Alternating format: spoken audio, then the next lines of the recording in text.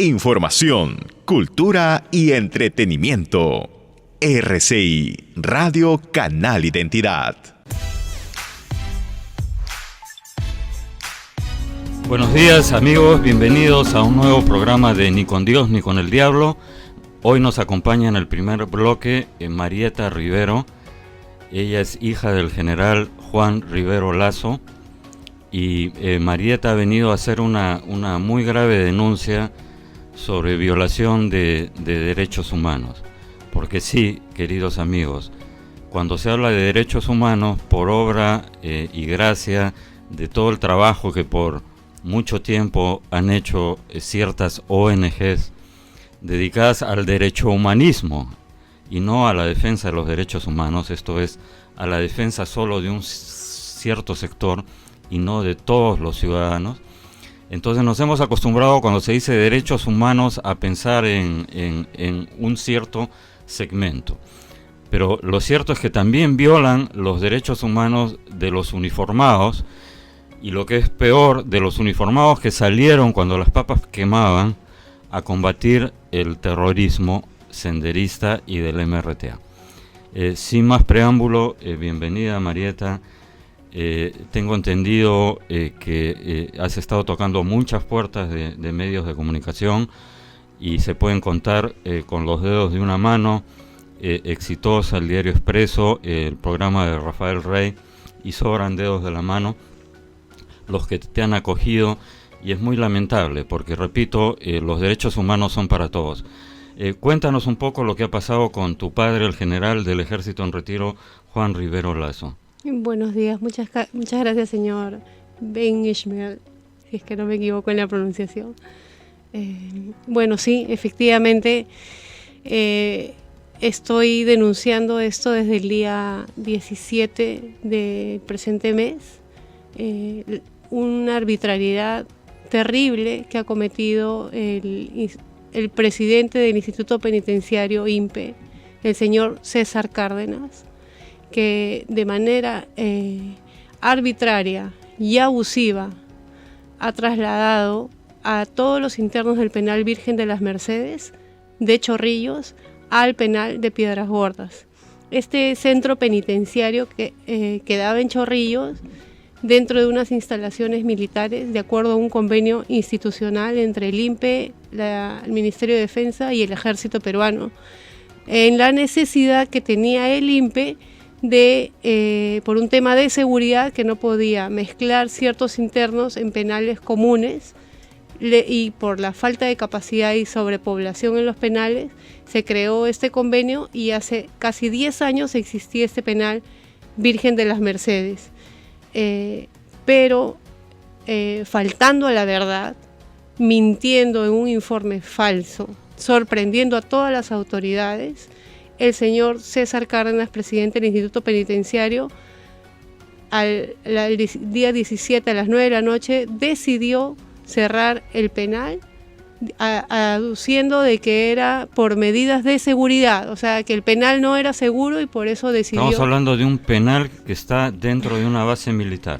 Correcto, con militares armados fuera, con INPEs armados dentro, bajo el control estricto del INPE, y toda la seguridad externa bajo el control de la fuerza del ejército. ¿Cuántos internos había en ese penal en el momento de este traslado arbitrario? Actualmente solo existían 17 internos. Dentro de ellos se encontraba Antauro Humala. Correcto. A ver, Antauro Humala había, digamos, efectivamente, tengo entendido, cometido una violación a los protocolos internos, y en todo caso, y había sido advertido en un par de ocasiones. Entonces, digamos, le sacaron tarjeta amarilla y finalmente le sacaron tarjeta roja, pero en todo caso el traslado debió haber sido solo para el interno que cometió la supuesta falta, en este caso Antauro Humala. Sin embargo, el INPE, según lo que entiendo, decidió el traslado de todos los 17 internos, que son todos militares en retiro, que han sido juzgados por presuntas violaciones en la lucha antiterrorista, y son todos ya adultos mayores, incluyendo a su padre, ¿verdad? Así es, correcto. Ya, y ellos no habían cometido ninguna falta, no habían protagonizado ningún acto de indisciplina, no tenían ninguna advertencia ni ninguna sanción previa, ¿es eso correcto? Es correcto, no. Tengo entendido que el único que tenía un proceso disciplinario era Antauro Humala, y a él se le había notificado con anticipación que lo iban a trasladar a Piedras Gordas, pero el resto de los internos, ellos no tenían ningún proceso disciplinario. Entonces, el presidente del INPE, no sabemos por qué motivaciones, o presumimos por qué motivaciones, ha inventado un informe falso, sorprendiendo a todos en medio de la noche. ¿Cómo fue el traslado? ¿Cómo fue el traslado? ¿Les comunicaron previamente? Absolutamente nada. El día 17 a las 9:10 de la noche exactamente recibimos una llamada de mi padre diciendo: me han dado 15 segundos para llamarlos y comunicarles que están cerrando en este momento el penal y trasladándonos a Piedras Gordas. Eso es todo lo que dijo y cortó. Imagínense nuestra desesperación. Nosotros nos fuimos afuera, a las afueras del penal, y en camiones como animales los trasladaron a todos los internos con la ropa puesta, no les dejaron llevar absolutamente nada. Tan grave esto que un general que es también muy mayor, que el señor tiene enfermedades crónicas y toma 14 pastillas diarias, no le dejaron llevar ni siquiera sus medicamentos. Ese señor ha permanecido una semana completa sin medicación. Imagínense usted, a un enfermo crónico le quita usted una semana su medicina, es condenarlo a morir. Correcto. O sea, lo que quería el presidente del INPE probablemente es de que este señor muera sin medicamentos. Una semana ha estado, y sé por la visita que le he hecho a mi padre el día sábado que el señor ha estado en un estado de shock y ha estado muy grave. Recién, una semana después, le han traído sus medicinas y ya lo han estabilizado. ¿Qué ha dicho el jefe del INPE? Me imagino que han tratado de llegar a él, le han exigido algún tipo de explicación con todo derecho. ¿Cuál ha sido la respuesta? Él no se ha comunicado en ningún momento con la familia ni con los internos. Él simplemente se ha basado en excusarse en algunos medios de comunicación con mentiras, diciendo de que ese penal no guardaba la seguridad. O sea, un penal dentro de una base militar, custodiado por militares, en el cual hay 17 internos, todos adultos mayores, sí, militares en retiro. No estamos hablando de delincuentes, no estamos hablando de secuestradores, estamos hablando de generales, oficiales del ejército peruano en retiro, todos mayores de 60 años o más. Correcto. No puede controlar a 17 personas, el jefe del INPE, dentro de una base militar. Entonces no quiero ni pensar lo que puede pasar en Lurigancho, donde hay una sobrepoblación de, no sé, 4.000, 5.000 internos, eso sí, reos comunes de altísima peligrosidad. Claramente, porque ese centro penitenciario, como estaba regulado por el INPE, obviamente los anteriores directores de ese penal y el mismo INPE siempre lo han supervisado, y ese penal se hizo de acuerdo a las exigencias del INPE, a requerimiento del INPE. Por lo tanto, todas las inspecciones de seguridad las han hecho el INPE. Y ha estado funcionando ese penal durante una década con aproximadamente la misma cantidad de internos o quizá más, sin absolutamente ningún problema. Ningún problema de seguridad, y eso lo puede constatar con el mismo Ejército y el Ministerio de Defensa. Yo hago un llamado para que los medios le pregunten. ¿El Ministerio de Defensa se ha pronunciado al respecto? Hasta el momento no. Nosotros hemos tratado de llegar a ellos y lo único que nos han informado de que ellos han sido sorprendidos, porque esto lo ha hecho el presidente del INPE de mutuo propio. O sea, él ha decidido hacer esto, ha hecho un informe, se ha basado... Y el penal está cerrado. El penal lo ha cerrado y se acabó. ¿Y qué ha dicho el defensor del pueblo? Estamos en comunicación con la Defensoría y estamos esperando que nos atienda. De la Defensoría del Pueblo es velar por los derechos humanos de los internos, ¿no es cierto? Correcto. Justamente ellos habían ido una semana antes, la Defensoría del Pueblo, el penal Virgen de las Mercedes, a entregarles unas tarjetas donde decía que la Defensoría del Pueblo estaba para velar por los derechos de los internos de los penales y supervisar al INPE. Entonces yo le exijo a la Defensoría del Pueblo que cumpla con su función de supervisar al INPE, y también esa tarjeta decía de que ellos denuncien cuando había traslados injustificados, abuso de autoridad, el no acceso a la atención médica. médica. ¿La Defensoría todavía no ha intervenido en el caso? En lo absoluto, estamos esperando que nos atienda. Bueno, hacemos desde aquí un llamado al Defensor del Pueblo. No todo es ver el tema que es muy importante del Tribunal Constitucional y de los conflictos sociales latentes. También sería bueno que la Defensoría del Pueblo preste atención a esta clara violación de derechos humanos. Usted en una respuesta anterior mencionó que supone qué es lo que ha motivado esta medida. ¿Podría explicarnos lo que pasa es que nosotros tampoco entendíamos qué era lo que estaba sucediendo y por qué tanto abuso de autoridad y por qué tanto ensañamiento con personas tan mayores que estaban cumpliendo una pena en completa normalidad dentro de un centro penitenciario con las normas del INPE, que no habían cometido ninguna infracción, que no habían tenido una inconducta. No entendíamos qué era lo que estaba pasando, pero ahora en el transcurrir de los días he podido conversar con gente del mismo INPE que nos conoce, porque mi padre tiene 18 años preso. Por lo tanto, conocemos a mucha gente dentro del INPE que resguarda y nos conoce y saben los motivos por qué mi padre está preso. Y en este momento hay un descontento dentro de los funcionarios del INPE porque hay toda una política que está ejerciendo el presidente del INPE, y esto lo estoy denunciando abiertamente y sin miedo a decirlo. El presidente del INPE, desde que ha ingresado, el señor César Cárdenas ha entrado en julio de este año, ha creado todo una estrategia de flexibilización de las cárceles para delincuentes terroristas. Y en contraparte, un ensañamiento contra quienes lucharon, los uniformados que lucharon y pacificaron el país.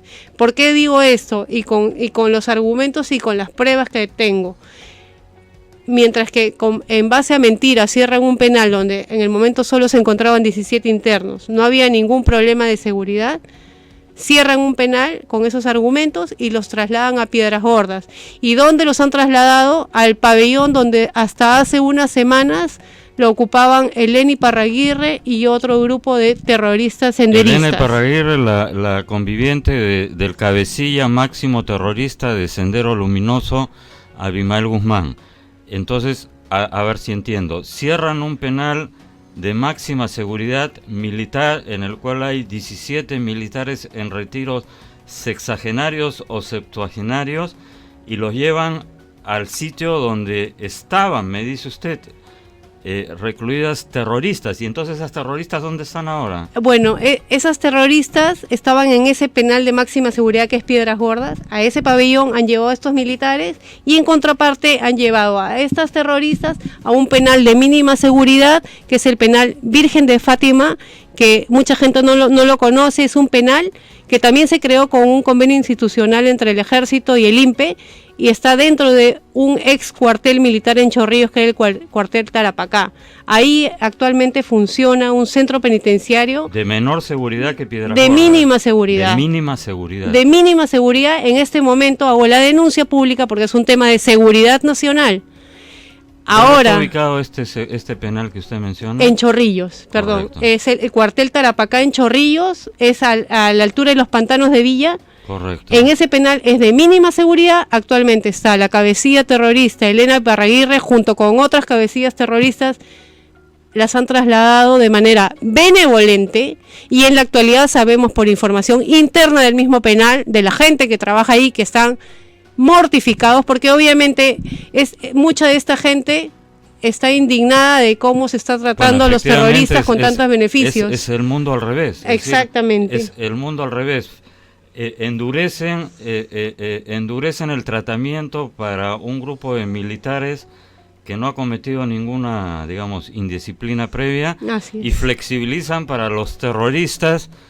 Amigos, los terroristas, para aquellos que no han vivido esa época, Sendero Luminoso y la banda terrorista MRTA han sido causantes de 25.000 muertos en el Perú y de 25.000 millones de dólares en pérdidas. Y son ellos los responsables, y aquí pongo el ejemplo que siempre recuerdo de mi gran amigo Rafael Rey. respecto al errado sesgo de la Comisión de la Verdad, en el cual atribuía un porcentaje de responsabilidad a las Fuerzas Armadas y Policiales y otro porcentaje de responsabilidad a las bandas terroristas. Y Rafael Rey ponía este ejemplo: si un ladrón entra a un banco para robar el banco y toma rehenes y a uno de ellos lo pone contra su cuerpo y le pone una pistola en la sien, y un policía entra para atrapar al ladrón y rescatar a los rehenes, y en el curso del intercambio de disparos lamentablemente le cae una bala a uno de los rehenes, no es que el 50% de la responsabilidad es del ladrón y el 50% de la responsabilidad es del policía. El 100% de la responsabilidad es del ladrón porque entró al banco a robar. Y en este caso estamos hablando de dos bandas terroristas que en 1980 le declararon la guerra al Perú, cuando ya había una democracia, el segundo gobierno democráticamente elegido de Fernando Belaúnde Terry, y la Fuerza Armada y la Policía Nacional, siguiendo las órdenes del gobierno democrático, salieron a combatir el terrorismo. En consecuencia, lo que pasó de ahí en adelante es absoluta responsabilidad de las dos bandas terroristas que desencadenaron esa guerra en primer lugar. Entonces, me parece realmente alucinante lo que usted me está contando, y espero que esta gravísima denuncia merezca alguna explicación. Sinceramente, no estoy poniendo en duda su palabra, pero quisiera creer que está usted equivocada, porque es realmente una cosa de locos el mundo al revés. ¿Y cómo quedó actualmente esas 17 oficiales en retiro están en este momento en Piedras Gordas, en el pabellón donde antes estaba Elena Iparraguirre y sus secuaces terroristas? No solamente en el pabellón, en la misma celda. Por lo pronto mi padre está en la misma celda donde estaba Elena Iparraguirre. Aún existen las pintas en la misma celda con el piso rojo y las rejas donde dice "Vive el pensamiento Gonzalo". O sea, y ahí no han tomado ninguna medida disciplinaria, a pesar de que me imagino que debe estar prohibido pintar poner pintas en la celda. Bueno, ¿no? Ya estamos viendo cómo está funcionando el sistema penitenciario hoy en día.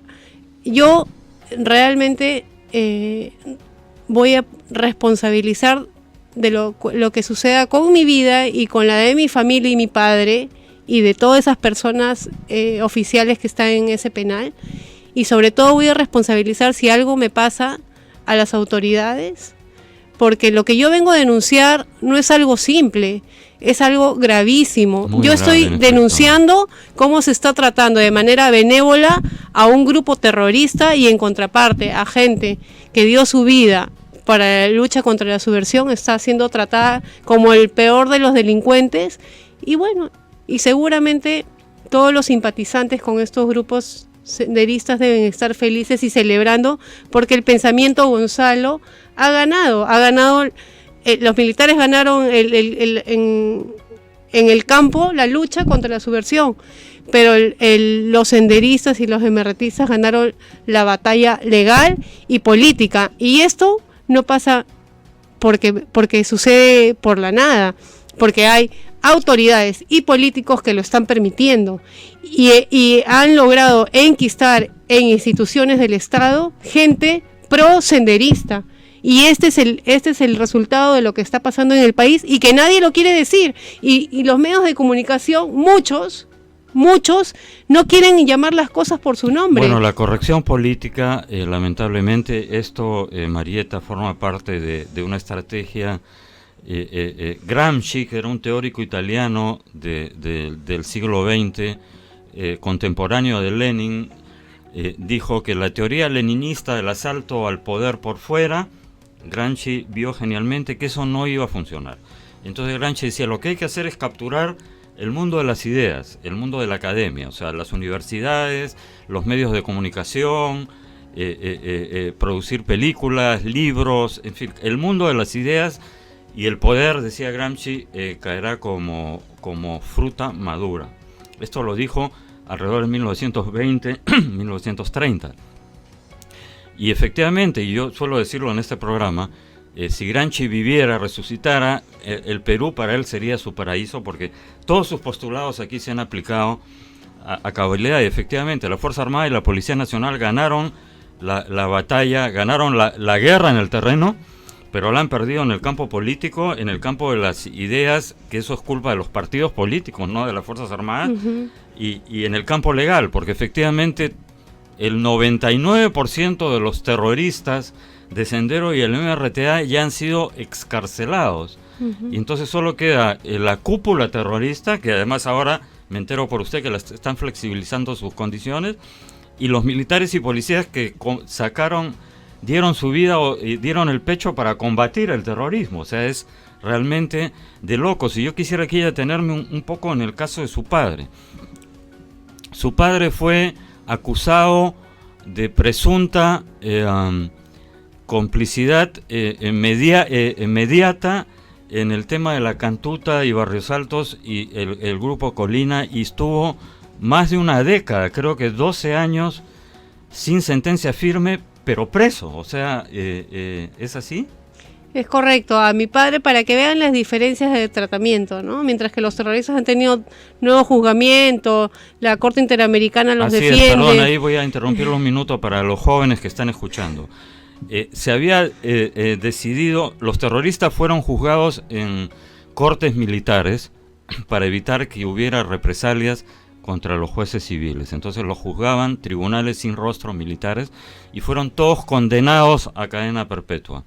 En el año 1990, el entonces ministro de Justicia, Diego García Sayán, hizo una apelación ante la Corte Interamericana de Derechos Humanos. El Perú volvió nuevamente a la Corte exigió un cambio en la legislación. Los terroristas fueron juzgados ya no por tribunales militares, sino por cortes civiles, y como en la legislación civil no existe la cadena perpetua, les rebajaron la pena a un máximo de 25 años, que es lo máximo que permite la legislación civil. Lo que significa que a estas alturas, en el año 2019, la mayoría de esos terroristas, estamos hablando del 99%, excepto la cúpula que no fue juzgada de nuevo y sigue condenada a cadena perpetua, han salido todos libres. Y los militares siguen presos. Y su padre ha estado 12 años sin juicio, pero en la cárcel. Así es, a mi padre lo procesaron por el caso Barrios Altos, que es el por el cual lo han sentenciado, después de haber estado 12 años y medio preso sin sentencia en una cárcel. En una cárcel común. Y como de acuerdo a las investigaciones y de acuerdo al mismo Grupo Colina, que en ningún momento lo señalaron a mi padre porque ellos no eran, mi padre no era jefe de esos oficiales y agentes de inteligencia. Por lo tanto, al no tener argumentos y tenían que sostener tantos años en prisión de mi padre, pues no tuvieron mejor idea que las juezas Villa Bonilla y compañía sentenciarlos por autor mediato. ¿Qué quiere decir? Según sus argumentos, que por el cargo que él ocupaba, que era director de inteligencia del ejército, tenía que haber sabido que otras personas estaban cometiendo delitos. Ahora, la mayoría de los del Grupo Colina, tengo entendido que ya han cumplido sus sentencias y están libres, a pesar que probablemente fueron los ejecutores de esas operaciones. No solamente eso, o sea, los miembros del Grupo Colina y todos los que han colaborado diciendo la verdad, ellos están libres porque ellos les dieron condenas de 8 años. ¿Su padre cuánto ha sido condenado? Los que ejecutaron, los que mataron, quemaron, enterraron y todas esas terribles cosas. Menores a su padre y a mi padre, que ni siquiera estuvo en el país cuando pasó lo de Barrios Altos, porque mi padre en ese momento se encontraba en una conferencia de ejércitos americanos en los Estados Unidos, en Washington, cuando se cometió lo de Barrios Altos. O sea, ni siquiera estaba en el país. Y a mi padre lo condenan por autor mediato, porque debió de haber sabido y no hizo nada, supuestamente, a 25 años de cárcel, los cuales está pagando, y los está pagando de manera disciplinada, está trabajando y estudiando en una prisión, a pesar de que nosotros sabemos que esa es una condena injusta, pero yo no estoy discutiendo. ¿Cuántos años tiene su padre? Mi padre tiene en este momento 77 años de edad, en un mes cumple 78 años de edad, y 18 años preso, 12 años y medio sin sentencia. O al gobierno que regrese su padre y los otros militares, o sea, que reabran el penal que ha sido cerrado. Yo lo que vengo a pedir y a denunciar es de que un funcionario público no puede valerse de mentiras para hacer actividades como cerrar todo un penal habiendo una sobrepoblación de los penales, que no es posible que le permitan a un presidente del INPE sorprender a toda una institución que es el Ejército, sorprender al Ministerio de Defensa y probablemente al mismo presidente de la República, porque seguramente a él está llegando una información sesgada de este señor mintiendo, y hay documentos y está documentado que ese penal ha funcionado bien, hay documentos en los cuales se sabe de que no ha habido ningún problema de seguridad, por lo tanto son patrañas y mentiras que por un interés personal este señor se ha atrevido a cerrar todo un penal y maltratar y tratar como animales a gente gentes ancianos, porque la mayoría son casi de la edad de mi padre, que están ahí, que como yo digo, si están condenados, ok, perfecto, pero el único derecho que perdieron al estar condenados unas personas, y como cualquier persona, es su derecho a la libertad. Sus demás derechos están intactos y no se puede seguir abusando y maltratando. Este señor César Cárdenas ha ingresado en julio y puso a un nuevo director del penal. Yo le digo que todo esto está estructurado, ¿por qué? Porque desde que ingresó ese nuevo director al penal Virgen de las Mercedes, comenzó una hostilidad con todos los internos. Les han quitado hasta el derecho de tener misas, al sacerdote no lo dejaban entrar. Ni siquiera podían hablar con el director del penal. O sea, esto ha estado totalmente estructurado para maltratarlos. Y mire, las internas de las terroristas que estaban en Piedras Gordas ya las habían trasladado semanas antes de que los lleven a ellos al mismo lugar. Entonces no resiste mucho análisis de ver las cosas claras como están. Y actualmente tengo información de gente del INPE, del penal Virgen de Fátima, donde están las terroristas, que desfilan todos los días simpatizantes de Sendero visitando a las terroristas, como Pedro en su casa, ONGs visitando a las terroristas, y no solo eso, el mismo presidente del INPE recibe todos los días en su despacho a familiares de terroristas. Claro, ellos deben estar muy agradecidos con el señor de que hoy en día su familia, que son delincuentes terroristas, estén en una cárcel en medio de la ciudad, con las facilidades que es estar en medio de una ciudad, y no en el destierro de Piedras Gordas, en un desierto, en Ancón, fuera de la ciudad. Entonces, señor presidente de la República, yo le hago un llamado. La seguridad del país, se están preocupando de un Antauro Humala que no haga política, me parece perfecto, todos deben de comportarse como debe ser. Pero yo creo que más peligroso es de que Sendero Luminoso esté ahorita ejecutando desde sus cárceles toda una política de infiltrarse en la política peruana y en las instituciones del Estado a vista y paciencia de todos, porque esa es la verdad.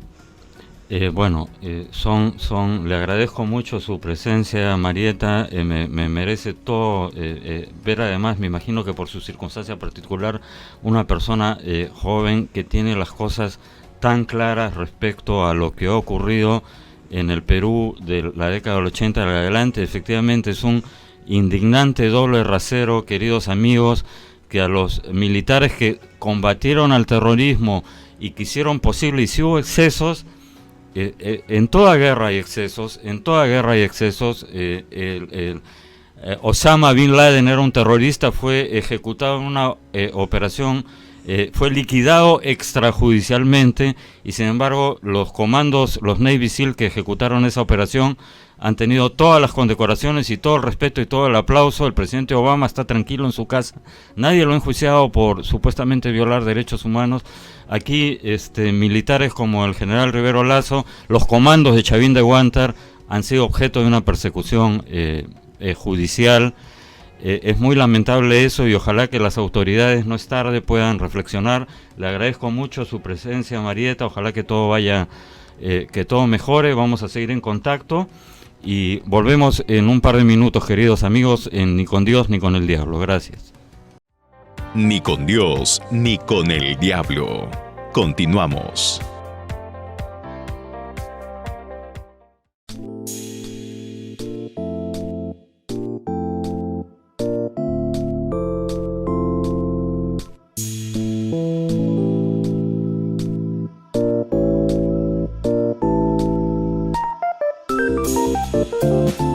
Café Solar de Samaniego.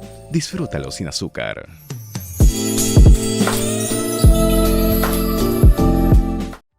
Ni con Dios, ni con el diablo.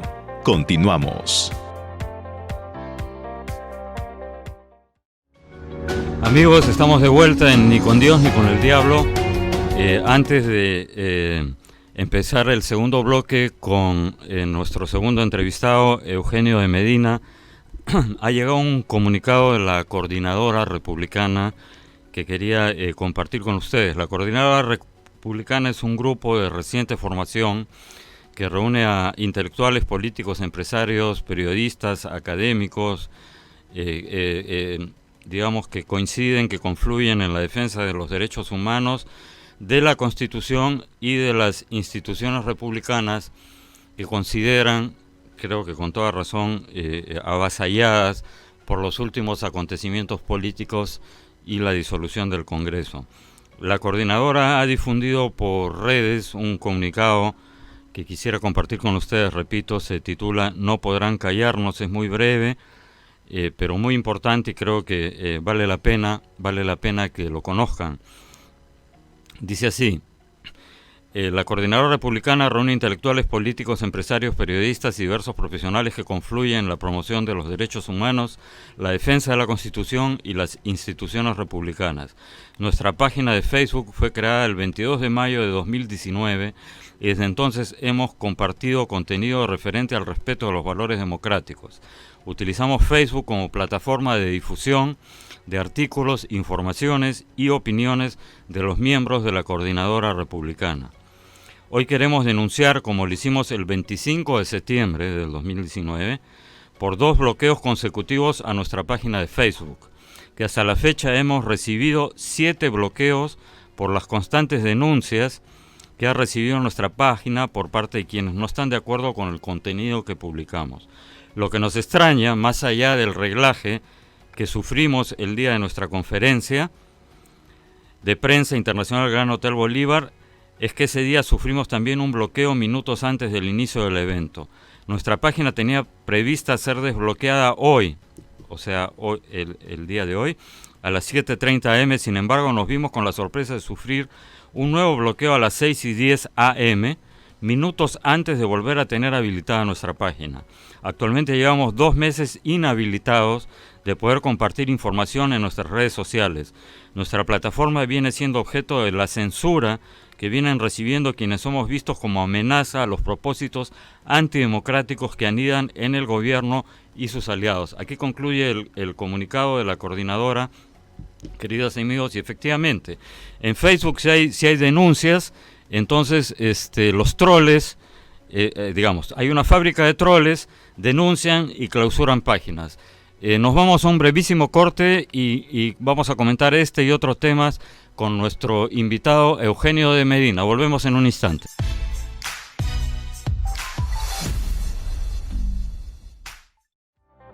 Ni con Dios, ni con el diablo. Volvemos.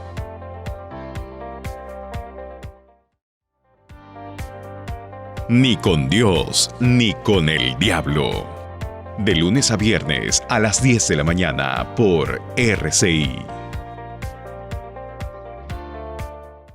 Ni con Dios, ni con el diablo. Amigos, estamos de vuelta con Eugenio de Medina, analista político. Vamos a hablar un todo en esta media hora, un salpicado de temas de actualidad política, pero estaba leyendo, Eugenio, bienvenido, buenos días, gracias por estar aquí. El comunicado que haya difundido por redes la Coordinadora Republicana, denunciando el bloqueo de su página, ¿no es cierto? Y aquí, para explicar un poco, los que no conocen cómo se maneja esto, hay fuentes muy enteradas, me dicen que el gobierno tiene una fábrica de troles que trabaja en 3 turnos, las 24 horas sin parar, los 7 días de la semana, aunque últimamente han flojeado y sábado y domingo.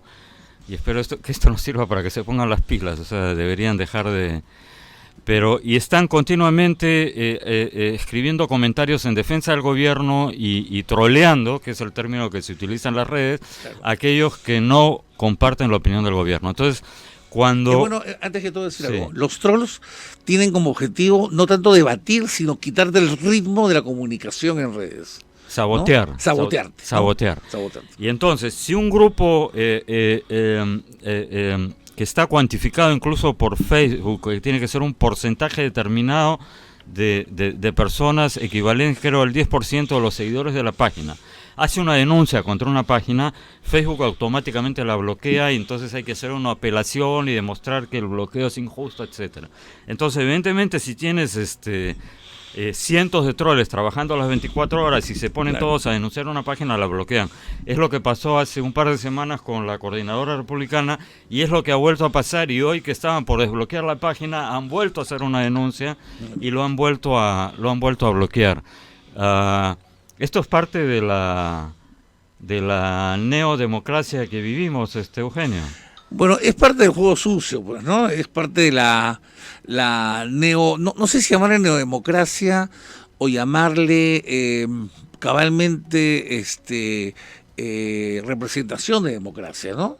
Que vivimos. Mascarada de democracia. Es una mascarada, es una democracia desmascarada, ¿no? Una mascarada de democracia. Una mascarada de democracia, ¿no? Ya. Eso lo debemos llamar no solamente desde las redes. A ver, en el referéndum, tú sabes que el famoso sí, sí, sí, no, Claro. hizo de que la gente votara, sabe Dios por qué habrá votado, ¿no es cierto? Yo he hablado con innumerables personas antes y después. Por supuesto. ¿Cómo vas a votar? Sí, sí, sí, no. Claro. Ya, ¿y cuál es la primera pregunta? ¿Cuál es el primer sí? ¿Por qué dice sí, sí, sí y no? ¿Y por qué no, no, no, no, sí? Claro. No tenían la menor idea. No, Hubo una por propaganda supuesto, muy intensa, por no, supuesto. sí, sí, sí, Por no. supuesto, por supuesto. Ajá. Es que hoy día para imponer un gobierno ya no necesitas los tanques, pues necesitas medios de comunicación. Y una foto, ¿no es cierto? La foto famosa del Lógico. presidente Vizcarra con los altos jefes militares, y se Lógico, acabó. Lógico, se acabó, ¿no? Y después ya incluso los propios comunicadores te dicen, bueno, sí, mira lo que dicen, se podrá dirimir algo en la ley, pero ya está hecho esto, o sea,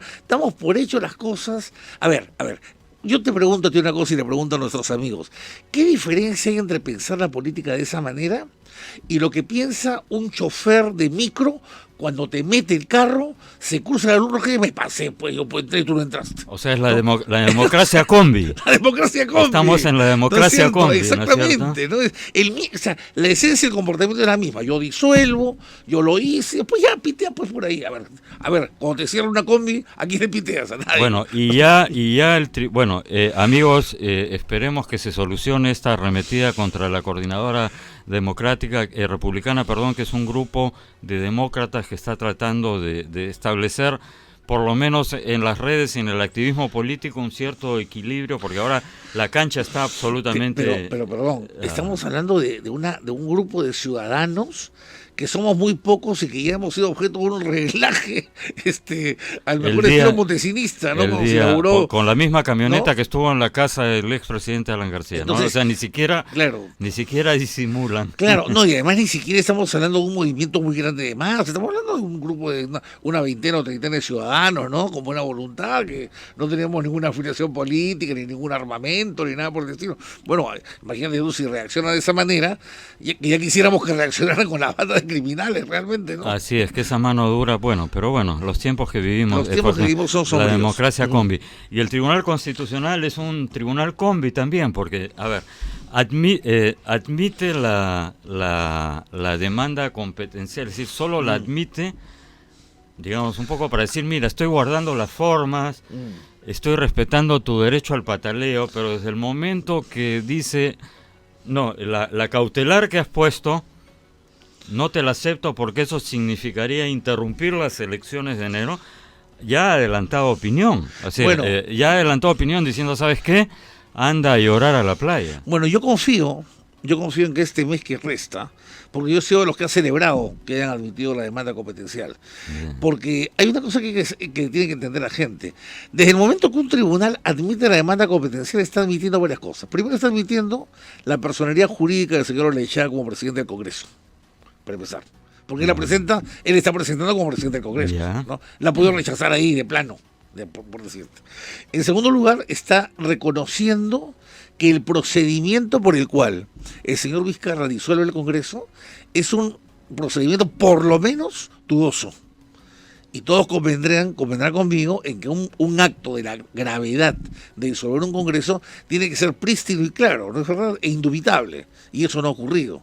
Entonces yo confío, supongamos que en la mente de los magistrados o de algunos de ellos esté lo que tú piensas. Puede ser. Pero yo confío en que el mes que nos va a demorar que tomen la decisión final, luego que vengan los descargos del Ejecutivo, ellos recapaciten en dos cosas. En que está en juego la jurisprudencia para futuros casos y que está en juego su prestigio personal como abogados. Porque a mí cuando me toca mi prestigio profesional, que me costó mucho ganármelo, ya me la pienso varias veces, ¿no? Ojalá, Eugenio. Bueno, estamos hablando de personas que tengan cierto tipo de valores, ¿no? Ojalá, Eugenio. No comparto tu optimismo. Muchos no lo comparten. Apostamos aquí públicamente un chifa en el mejor chifa de la ciudad. Me encantaría pagarlo yo. Vale. Me encantaría pagarlo yo, pero lamentablemente yo creo que vas a pagarlo tú, lamentablemente para el país y para la democracia. Ojalá no sea el caso, no tanto por el chifa, sino porque sería una linda oportunidad para demostrar realmente que tenemos algo de institucionalidad que el Tribunal Constitucional enmiende la pena al señor Vizcarra. Pero lógicamente yo estoy en el lado de los que quieren creer, como... No, está bien. El optimismo es lo último que se pierde. Está muy bien tratar de ver el vaso medio lleno y no medio vacío. Veremos, viviremos y veremos. Y ojalá que el pronunciamiento fuera antes de las elecciones, pero me parece que va a ser después. Bueno, si el pronunciamiento después sería una burla, pues, ¿no? Porque justamente este pronunciamiento va a definir si el Congreso actual fue bien disuelto o no. O sea, no podría ser después de las elecciones. Bueno, pero ya salió un alto funcionario del Jurado Nacional de Elecciones o de la OMPE, ya no recuerdo, a decir, bueno, ante la pregunta acuciosa de un periodista, ¿y qué pasa si hay un fallo del TC después?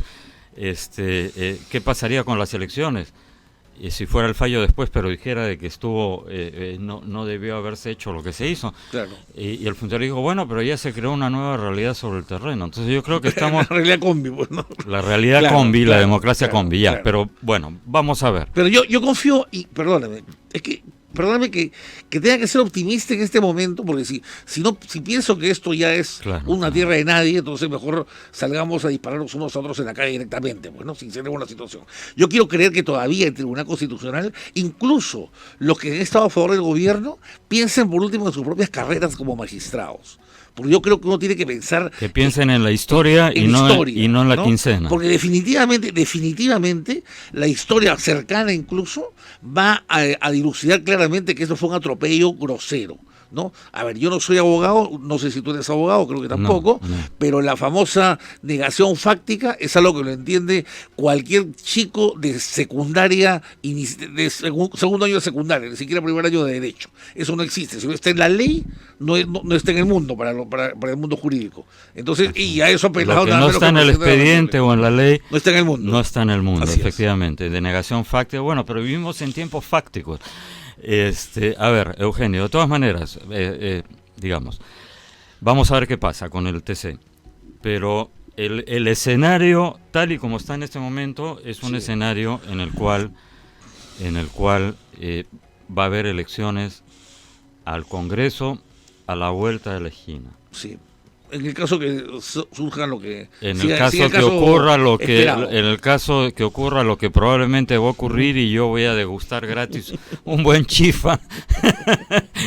Entonces, Enrique García y otros sostienen que en el 2020, en enero, se está jugando el futuro del Perú. Porque si la correlación de fuerzas en este futuro Congreso no es la adecuada, y es copado por fuerzas de izquierda que proclaman abiertamente su aversión a la economía de mercado, cambiarían sin necesidad de una constituyente en 2 legislaturas ordinarias, si les da el tiempo de sobra, el régimen económico, y Dios nos coja confesados, y también podrían decretar la reelección indefinida, podrían decretar la reelección de congresistas, podrían, si todavía subsiste la alianza fáctica que en este momento hay con el señor Vizcarra, decir la presidencial indefinida. Eso es un tema que me gustaría hablar contigo.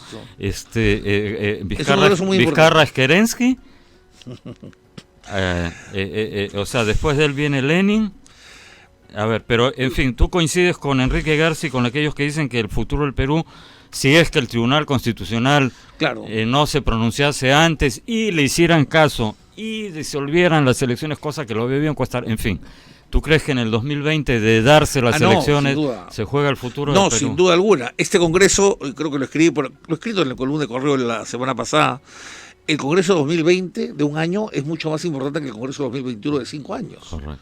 O sea, el Congreso del 2021 va a estar condicionado por lo que hagan las personas que van al 2020, y el problema está en que como es 1 año y 4 meses, todos lo estamos, no nosotros dos, pero otros están ninguneando claro, el Congreso, eso es ¿no? chauchilla, ¿no? Claro, y están pensando de mandar el a la 2021, suplencia, ¿no? sin darse cuenta que puede que no haya 2021. Hombre, perdóname, pero este Congreso va a definir cosas importantísimas o va a defender cosas importantísimas. Entonces yo creo que este Congreso tiene que tomarse con la mayor seriedad. Y yo creo que las fuerzas políticas están cometiendo un error de mandar calichines, porque hay que decirlo. O sea, está muy bien la sangre joven, pero la sangre joven no puede prevalecer ante decisiones de esta naturaleza. Para que la gente me entienda, los campeonatos mundiales, por supuesto que se ganan con jóvenes, pero ninguna selección que ha ganado un campeonato mundial ha tenido una mayoría que no sea la de los experimentados y veteranos, ¿no? Y eso los estamos sacando de la película porque estamos ninguneando un Congreso que estratégicamente puede ser el centro y la derecha, porque la izquierda va a enviar los mejores cuadros que pueda, me parece, sí, ¿no? Sí, sin duda alguna, sin duda alguna. Y no es que van a ir en una alianza, pero es una alianza de facto, y una vez llegados ahí se juntan todos, porque más o menos están en la misma óptica.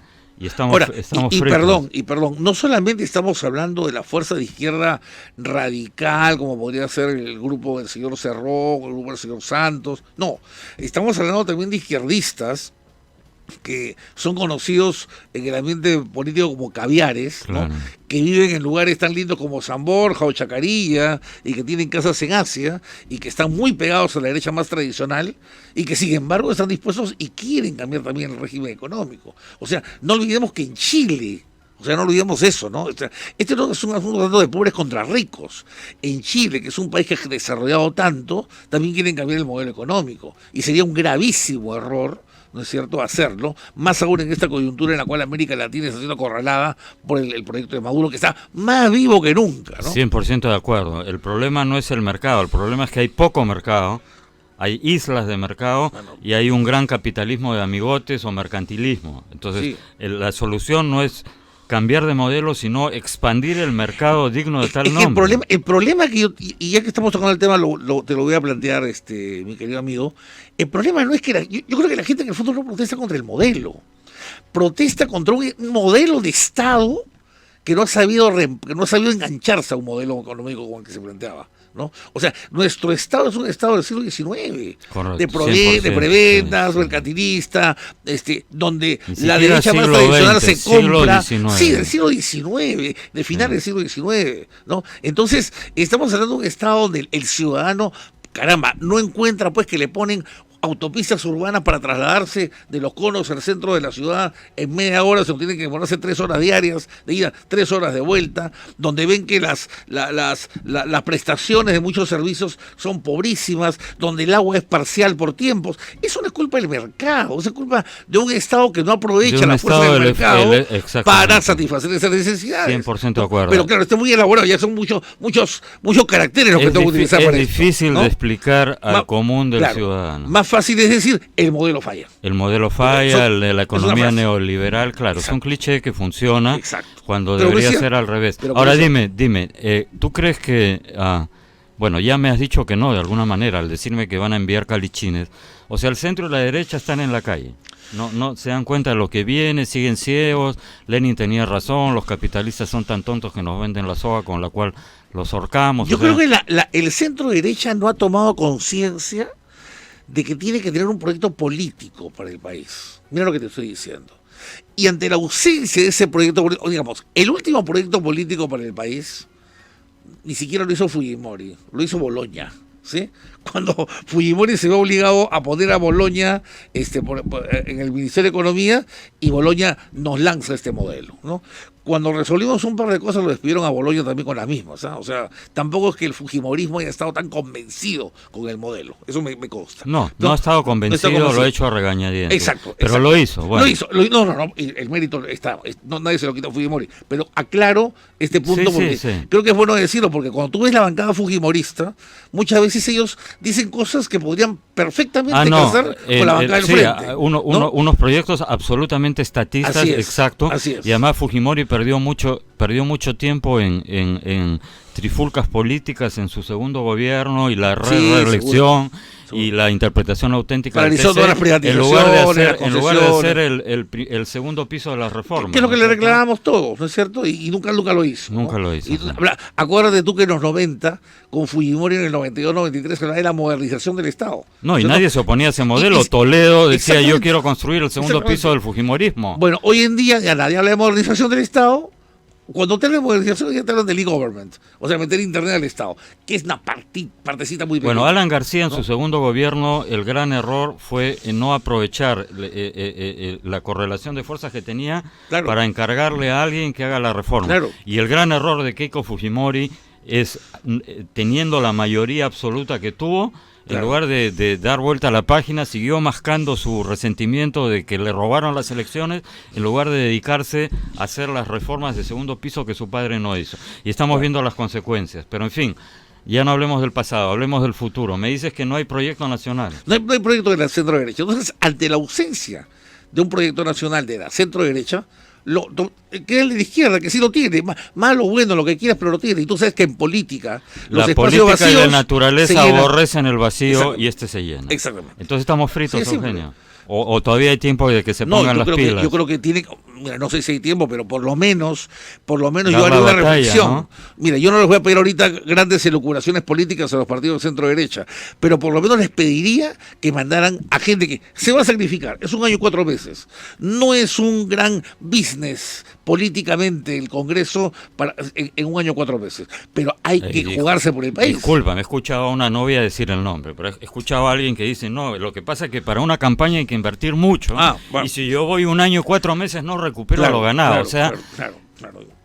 Es un negocio eso, se supone que vas para defender principios, además no vas a recuperar nunca lo ganado, porque mira, yo he desarrollado un pequeño flujo. Una frase muy simple. Bueno. Cuidado con el 2020, que los rojos vienen por tu billetera y por tu alma. Sí, claro. Vienen por tu billetera porque van a cambiar el régimen económico de la Constitución. Sí, claro. Y vienen por tu alma porque van a instituir lo que ya están avanzando bastante, que es otro tema que lamentablemente no nos va a dar el tiempo, que es la ideología de género. Entonces, yo, para simplificarlo, para el ciudadano de la calle, a ver, tú quieres que tus hijos vistan de rosa y tus hijas de azul, y quieres que te quiten la billetera, vota por los rojos. Si no, vota por el centro o por la derecha. Así de plano. Así de sencillo. Ahora, también es cierto que el centro derecha tiene que ofrecer cosas también aterrizadas a que la gente se incorpore a esos proyectos.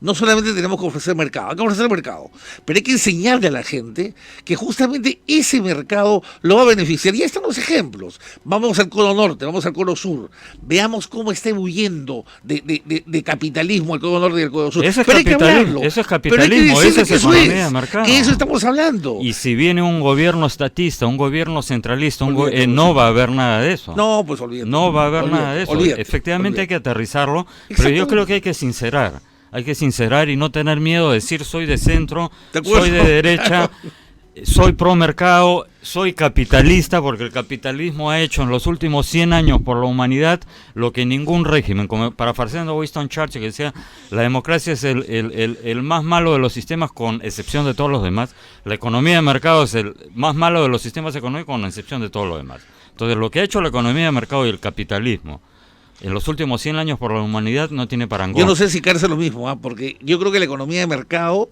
es una economía en la cual, mira tú, en realidad, la economía de mercado permite que si independientemente de tu origen, de tu raza, de tu credo, de tu origen social, si tú te esfuerzas Así y el es, mercado te lo trabajas recompensa, duro, subes. subes, Y eso es lo 100%. más justo que puede haber. Así es. Porque sacamos la economía del mercado y ¿qué es lo que queda? Que el ascenso social se hace porque yo te conozco a ti, Claro, por el color de cuotas, mi piel, por cuotas. por mi apellido. Entonces, ¿Qué es lo que está pasando en eso? Estados Unidos con los demócratas que se han ido todos al extremo Exactamente. izquierda, ¿no es cierto? Exactamente. Y son los más racistas. Por ejemplo, Exactamente. este cantante Kanye West, por el hecho de ser afroamericano, Claro. los demócratas dicen, oye, tú tienes que votar demócrata. Claro. Entonces dice, oye, tú eres un racista. O sea, Claro. tú dices, te basas en el color de mi piel para decirme por quién qué tengo no que votar. O eres hispano y si no votas por los demócratas eres un traidor. ¿Por Así qué? es. O sea, Eres un traidor de clase, por ¿no es eso cierto? mismo, ¿no? Bueno, se nos va el tiempo, Bueno, Eugenio, pero a será ver, otra te vez. pregunté, no, de hecho que estás invitado para venir de nuevo, Bueno. cuantas veces sea necesario, pero a ver, quedó una pregunta en el tintero, un par de preguntas, a ver, nos vamos a pasar te la- aunque te la me linchen. piponeo, vamos. ¿Vizcarra es Kerensky? O sea, está fácil, ¿no? No. Yo no creo que ni siquiera sea Maduro tampoco. ¿Ah? Yo creo que Vizcarra es un hombre que quiere poder, ¿no? Le Quiere gustó, poder. le gustó. Quiere poder. Probó la miel del poder y le gustó. Sí, él no esperó nunca encontrarse en esa situación y es como estos muchachos que de pronto descubren que los llevaron al Barcelona, ¿no? Y están jugando en el Barcelona y dicen, "Oh, me compro un carro, me compro esto, me compro el otro", y se desbocan. Yo creo que es un hombre desconcertado, ¿no? Y lo están utilizando, ¿no? Mareado. Y Mareado, yo digo una cosa, yo tengo esa cierta... Porque a mí me cae bien Vizcarra, aunque tú no creas, ¿ya?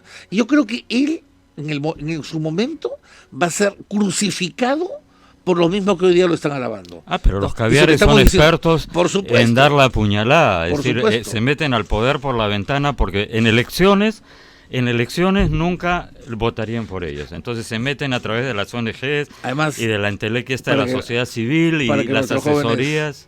para que nuestros jóvenes buenos de corazón entiendan, porque yo conozco muchos jóvenes que piensan, por ejemplo, que la película La boca del lobo de Lombardi es de Fujimori, ya es de la época de Fujimori, tú sabes que es de la década de los 80, pero hay que recordarles a los jóvenes que fue la izquierda la que puso a Fujimori en el poder. Así es. ¿Sí? No fue la derecha, no fue el centro, fue la izquierda unida con el APRA que estaba en ese momento mucho más imbuido en los principios de la CEPAL y todo el cuento, ¿no es cierto? El primer Alan García que el segundo reculó, Así es. ¿no es cierto? La derecha estaba representada por Exactamente, Mario Vargas Llosa, exactamente. que bueno, cometió el error, entre comillas, Es otra de historia. ser transparente en Ya. lo que iba a hacer. Pero efectivamente, ¿no? Fujimori llegó Por por la la izquierda. Así Y es. después la misma izquierda fue su cancerbero número uno, ¿no? Y lo mismo con Humala, y bueno, lo mismo con Por todos, eso, lo mismo por- con Alan García II, Lógico. lo mismo con Toledo. Porque para las izquierdas la democracia es un medio más, es un instrumento para llegar al poder. Acuérdate tú la famosa frase atribuida a Marx, salvo el poder, Todo es ilusión. listo. Así Porque es. eso lo dijo todo, brillante, pues. Y Lenin dijo, y con esto cerramos, queridos amigos, y lo aplica la izquierda en todas sus variantes, contra los cuerpos la violencia, contra las almas la mentira. Así que, queridos amigos, tengan mucho cuidado, piensen bien si es que yo gano el chifa y efectivamente hay elecciones dentro de 4 meses. Eso es todo por hoy, queridos amigos. Nos ha acompañado Eugenio de Medina. Un placer. Volvemos mañana en Ni con Dios ni con el Diablo. Muchas gracias.